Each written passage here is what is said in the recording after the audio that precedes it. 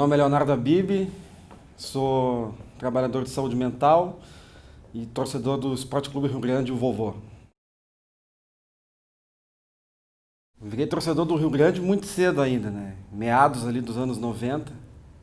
E não era uma fase boa pro time, né? Mas foi ali que eu comecei a torcer pro time mesmo, né? O meu pai me levava no campo, né? Ele trabalhava voluntariamente pro Rio Grande. E aí nos invernos rigorosos do extremo sul do país, e eu ia para, era o meu passatempo de final de semana era ir com ele ver os jogos do Rio Grande. E aí comecei a me identificar com o clube, né? Nos primeiros jogos eu ia mais para ficar brincando mesmo no espaço do campo, né? Entrava em campo, entrava com os jogadores, entrava no vestiário.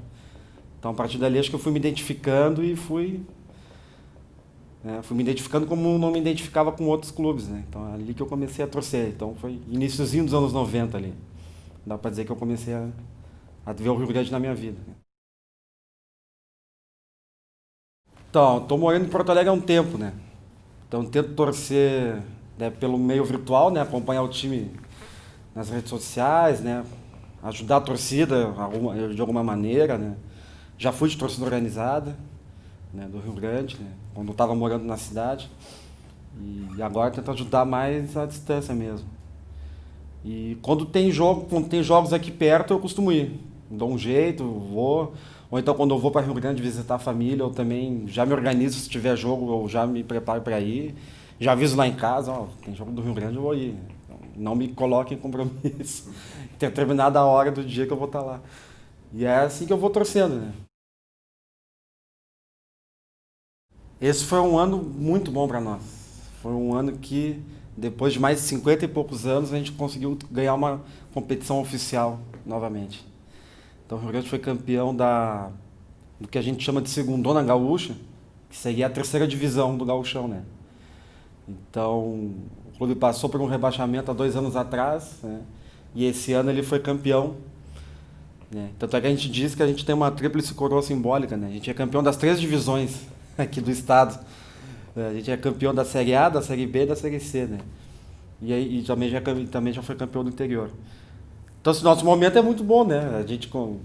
Na final do campeonato, né? Chegar na final do campeonato foi algo inusitado para a maioria da torcida que estava no estádio, né? Era um momento, primeira vez que o pessoal viu o Rio Grande chegar numa final, né? E aí chegou e ganhou, foi campeão. Então esse ano foi muito bom, foi um ano diferenciado, né? Com relação aos outros anos, né? Com relação ao elenco, bom, futebol no interior não tem muito segmento, né? A gente não. Cada ano é um time diferente, ficam alguns jogadores, a maioria sai, muda a comissão técnica, então estamos na expectativa de fazer um time bom para disputar a divisão de acesso ano que vem, né? Acho que é por aí, né? Teve eleição agora, mudou a direção, entrou um pessoal novo, então a gente está na expectativa. Nós temos o maior rival é o São Paulo, de Rio Grande, né? O nosso arquirrival, né, da cidade. Tem também o Rio Grandense, que é um outro time da cidade, é, mas o Rio Grandense é um rival, assim, digamos, que tanto São Paulo e Rio Grande simpatizam com o Rio Grandense, gostam do Rio Grandense, né? Então, assim, acho que o São Paulo é muito mais rival do Rio Grande do que o Rio Grandense, e o Rio Grandense está parado já há alguns anos, que ele não monta time, né? Mas são os três times que tem na cidade. E a gente tem uma peculiaridade que nós temos um rival que nunca jogou contra a gente, e nós nunca jogamos contra ele, né? Que é o outro rival nosso é a Ponte Preta, né? Porque tem essa briga fora de campo para ver quem é o time mais antigo do Brasil em atividade, né? E a Ponte Preta, né, julga para si o título de time mais antigo do país, e nós julgamos que o Rio Grande que é o mais antigo do país, né? Então tem essa briga extra-campo, né? Então é um outro rival que nós temos, né? Então quando a gente pode, a gente dá uma zicada na Ponte Preta e tal. A gente tem inclusive parceria com a torcida do Guarani de Campinas, né? Então, seriam os nossos rivais, né? O São Paulo, né, pela história, por estar na cidade, né, dentro e fora de campo, e a Ponte Preta por essa questão extra-campo, né? Mas para deixar claro, o Rio Grande é o mais antigo do país, em atividade. Então, já foi mais pegada a rivalidade, né? Acho que agora tá mais stand-by a coisa, né? E aquela coisa, né? Como já fui de torcida organizada, né? Tem aquela coisa de provocar muito o outro, né? Quando vai no estádio do adversário é um pouco hostilizado, quando eles vão no teu, tu tenta dar uma hostilizada, né? Mas assim, no dia a dia da cidade é mais na flauta, né? Mais a corneta mesmo, tirar sarro um do outro, mas não tem essa questão da violência assim fora de campo, não vejo pelo menos. Como a gente vê nos clubes maiores, digamos assim, né? O maior craque, olha, o maior craque eu não sei, mas assim, um jogador que é símbolo do Rio Grande, nessa longa história dele, né? Dá pra dizer que é um zagueiro, um fruto, que esteve no time que foi campeão gaúcho em 36, né? O Rio Grande foi campeão gaúcho em 1936, né, da primeira divisão, ganhou do Inter, duas partidas aqui em Porto Alegre, né? 3-2 e 2-0, ganhou as duas, né? E o Fruto foi o primeiro jogador negro a jogar no Rio Grande, né? E, e ele foi o zagueiro, um dos principais jogadores daquela decisão. Inclusive ficou marcado para a história porque ele terminou o jogo com a cabeça sangrando, mesmo com a cabeça enfaixada, estava sangrando horrores. O futebol era outro naquela época também, acho que não tinha tantas. Tinha menos cerimônias, talvez, né? Então o jogador terminou em campo sangrando. Então tem a questão da bola do campeonato, tá com a marca de sangue dele ainda, né? De tanta cabeçada que ele deu. Então tanto é que ele se aposentou e o Rio Grande continuou pagando um salário para ele, mesmo em reconhecimento a tudo que ele fez, né? Mas tiveram outros grandes jogadores também no Rio Grande, né? Mas assim, se tivesse que dizer um maior, talvez, até por cara de ter sido também o primeiro jogador negro da história, então tem uma marca aí importante. Que eu vi jogar, olha, acho que foi um goleiro, né? O Ciro. Também foi um goleiro que jogou muito, acho que jogou uns 10 anos no Rio Grande, assim. E isso num clube do interior é muito tempo. Uma coisa é o cara jogar muito tempo num clube ganhando rios de dinheiro e tal, e fama e tudo mais, né? Outra coisa é tu jogar muito tempo num time do interior, né? Do Rio Grande do Sul, né? Então o Ciro foi, né, já era considerado inclusive o melhor goleiro do interior do estado, né? Era um paredão, né? Um cara não conseguiu ganhar nenhum título, né, também. O Rio Grande ficou muito tempo sem ganhar título, né? Acho que foi o que faltou, né? Foi o goleiro do nosso centenário, né? Em 2000, quando o Rio Grande completou 100 anos, ele era o goleiro do centenário, né? E era um cara que eu lembro assim desde pequeno, cara. Eu lembro que eu comecei a torcer pro Rio Grande, já era ele o goleiro, né? Que se aposentou cedo, né? Enfim, as dificuldades aí do futebol menor, né? Mas assim, se tivesse que listar um, listaria outros, né? Mas assim, acho que o primeiro que vem à cabeça assim, ou o craque que eu vi jogar, acho que seria ele, né? Era identificado com o clube também, né? Então, e nos livrou de muita goleada, de muita derrota, então isso é importante, né? Acho que foi num clássico contra o São Paulo, na casa do adversário, né? No estádio do São Paulo. E o Rio Grande estava perdendo o jogo. Tava perdendo o jogo até os 42 do segundo tempo, né? E aí tava 2-1 e aí conseguiu fazer a virada em 5 minutos, nos últimos 5 minutos do jogo, e conseguiu virar para 3-2 na casa do adversário. Mantendo aí um jejum de muito tempo sem perder clássicos na casa do São Paulo, né? E aí foi um gol de entreveiro, né? Um gol bem de gauchão, né? Foi a bola respingando ali na área e o atacante. Pra ter noção, né? O gol foi tão no entreveiro que eu não lembro bem quem fez o gol, né? Mas acho que foi o atacante do Rio Grande, o Luiz Paulo. E acho que isso aí foi em 2008, se não me engano. E aí, bah, foi um gol que nós não tava esperando, né? A gente tava tomando a flauta, a gente tava pior no campeonato, e ali aquela virada alavancou a gente, a gente ultrapassou depois São Paulo, então foi um. E na casa do adversário, né? Eu nunca vi a torcida do São Paulo tão quieta como naquele dia, né? Porque tava ganhando o jogo 2-1 até os 42, 43, o Rio Grande, o principal rival, vai lá e vira, em 3, 4 minutos, bah, e quando saiu o terceiro gol, acho que nem a gente acreditava, né? A gente não parou mais, a gente não queria sair do estádio, cara. Ficamos lá e acho que talvez é que esse ano o Rio Grande foi campeão fora de casa, né?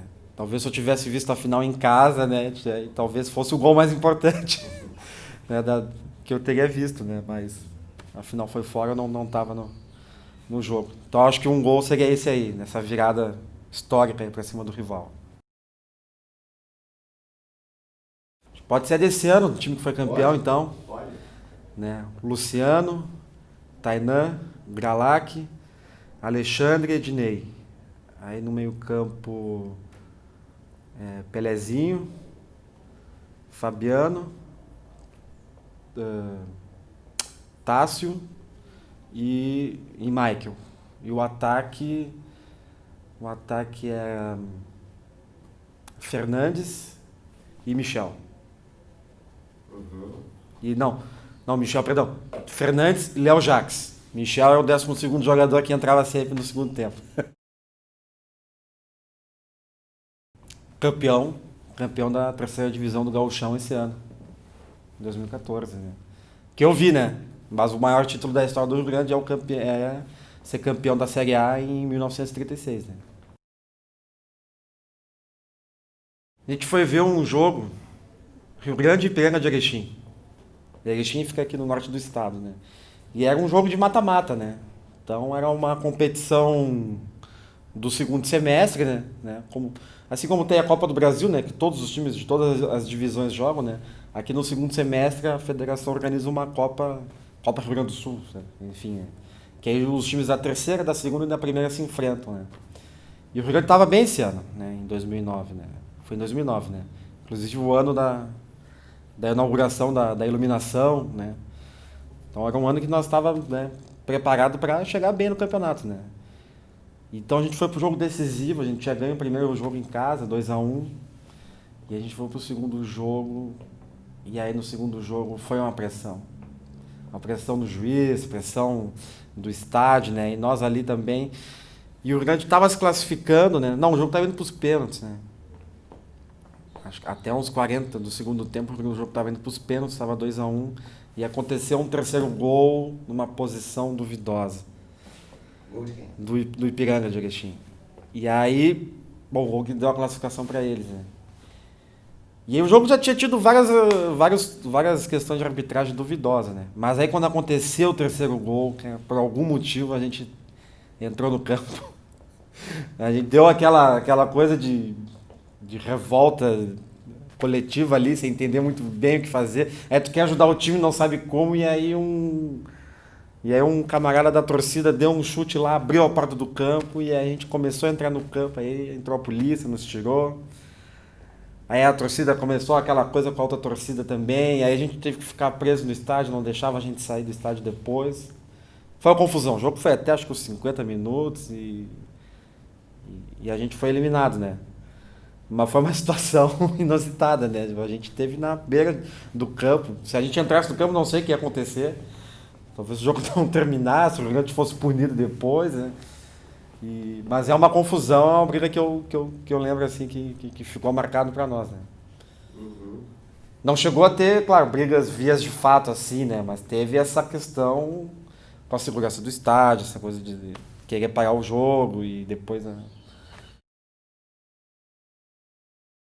A letra é muito antiga, tem muitas palavras que a gente nem usa mais hoje no nosso português corriqueiro. O hino do Rio Grande, até que a gente tenta cantar, a gente uma vez tentou cantar musical o hino para cantar no estádio e a gente mudou de ideia. Né, é uma letra bonita do hino, né? Mas é uma letra grande, muitas palavras pomposas. Eu nunca aprendi o hino a cantar. Mas uma pergunta Agora fácil, passou. né? Agora que esse tsunami veio, foi. Foi uma pergunta, uma pergunta fácil, né? Foi um turbilhão, né? Acho que foi. A gente não sabe, né, se as outras Copas realizadas nos outros países teve tanto. Pelo menos não apareceu para nós, né? Mas foi uma Copa muito disputada dentro e fora de campo também, né? Desde o ano passado, né? Desde as Copas, da Copa das Confederações, né? É difícil de resumir, né, o que foi a Copa, né? Até por muitas questões extra-campo, então envolvendo questões políticas, econômicas também, né? Para além do futebol, né? Nas quatro linhas ali, né? Claro que outras Copas também tiveram isso, né? Acho que a Copa da Argentina de 78 é uma Copa que ficou marcada, né? A Copa no período da ditadura lá da Argentina e tal. Mas acho que essa Copa aqui no Brasil foi muito sui generis mesmo. Assim, foi muito assim. Tanto. Eu acho até que o fato do Brasil ter perdido por 7-1 até deu uma amenizada com as questões extra-campo, que aí ficou muito marcada essa questão da goleada, né? Mas foi polêmica. Acho que foi uma Copa polêmica, né? Nesse sentido, né? Enfim, por tudo isso, acho que muito por causa das questões extra-campo, né? Como ela foi sendo construída, como ela foi sendo produzida e não tem como não pensar nisso, não tem como só pensar no que aconteceu em campo. Mas aconteceu, passou, agora é ver o que vai acontecer aí. Fui no Beira-Rio e na Arena do Grêmio. Olha, não dá pra negar que são mais bonitos, né? São mais bonitos, mas não tem a mesma energia dos outros, eu acho. Acho que essa coisa que não é material, que vai para além do material, né? Então, uma coisa assim de explicar é difícil, né? Por exemplo, o estado do Rio Grande é um estádio extremamente simples, né? Não tem nem um anel inteiro completo, né? Mas é um estádio que eu entro e tem uma energia ali muito, muito forte para mim, então. Né? Então não tô nem aí que não tenha elevador, que não tenha camarotes, coisas assim, não me importa, né? E, e um estádio que eu frequentava muito aqui em Porto Alegre era o Olímpico. E o Olímpico também tinha uma outra energia, assim, né? Com relação à arena. Eu fui no jogo na arena e parecia que eu estava mais num teatro, num cinema, do que num campo de futebol, né? Acho que isso é um dos legados que eu não... que a Copa trouxe, assim, que eu não me agradou, que é essa coisa de eletizar muito o futebol, né? O futebol é um esporte tradicionalmente popular aí do país, né? Preços lá em cima, toda uma normatização do comportamento da torcida dentro do campo, né? Então, esse é um legado, assim, com relação ao futebol especificamente, que não me agradou. Eu acho que é, é uma coisa meio nostálgica, assim, né? De gostar do futebol à moda antiga, né? Ah, acho que a coisa da geral, né? Dos estádios, né? Aquele ingresso mais popular que o pessoal ia, já juntava as moedinhas para poder ir no jogo. Acho que isso era muito... Isso é muito bacana de ver, na minha opinião.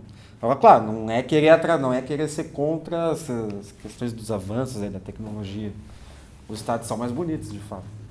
Mas a questão assim da energia assim do futebol mesmo, eu sou mais a moda antiga, assim. Sou mais a geral mesmo. É estranho não ter torcida organizada quando tu entra no campo, né? Não ter aquele grupo de torcedor ali que tá minimamente é, portando bandeiras, instrumentos, cantando, puxando a torcida, né? Eu já fui em jogos assim, sem torcida organizada, e é um jogo que parece que tu tá na televisão, né? Parece que tu tá em casa sentado vendo o jogo na TV, né? Então a torcida organizada tem essa coisa, né? De mobilizar, de criar as canções, de empurrar o time, né? É um algo a mais no esporte ali, no futebol, né? Para além daquela coisa do futebol mesmo, tática, física e tal, então essa coisa da torcida, esse instrumento a mais, né?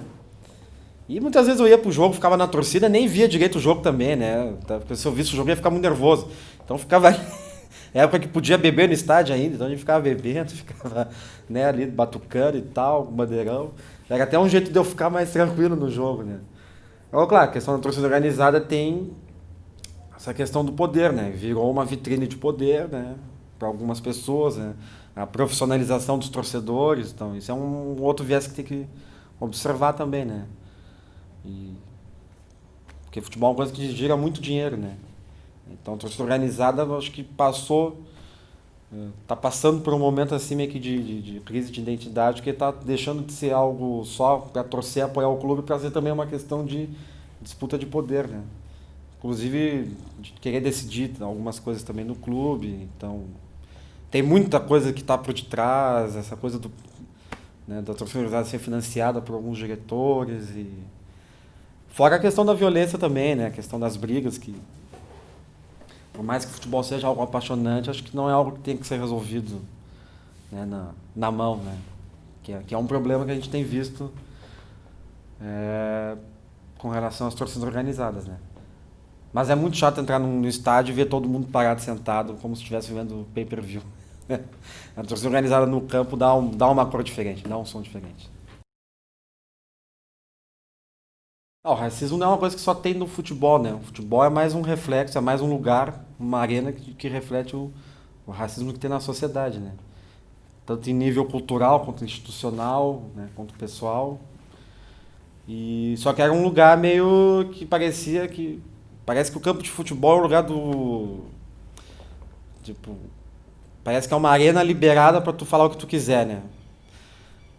Mas não é bem assim, né? Então, assim, acho que a coisa está extrapolando. Não é de agora, né? É que agora, bom, enfim, agora temos mais recursos, né? Para filmar, para captar imagem, som, né? Então dá para ver mais isso, né? E racismo é crime, né? Independente de onde ele for praticado, né? Se for numa instituição, se for no estádio de futebol, então ele tem que ser julgado e punido da forma que for necessário, né? Inclusive eu achei justa assim a eliminação do Grêmio, acho que clubismos à parte, acho que alguém uma hora ia ter que ter essa coisa do exemplo, né? O problema é ficar só nisso, né? O problema é ficar num caso e depois abafa, né? Porque a gente ainda vê, a gente vai pro estádio e ainda vê, né? Algumas demonstrações de racismo, né? E, e são coisas que a gente tem que ir punindo, né? Não só, mas também dentro do estádio tentar. Claro, dentro do estádio é mais difícil, né? Aquela no calor da hora, né? Tu vai tentar impedir o cara de falar alguma coisa, de repente pode vir a torcida contra ti, né?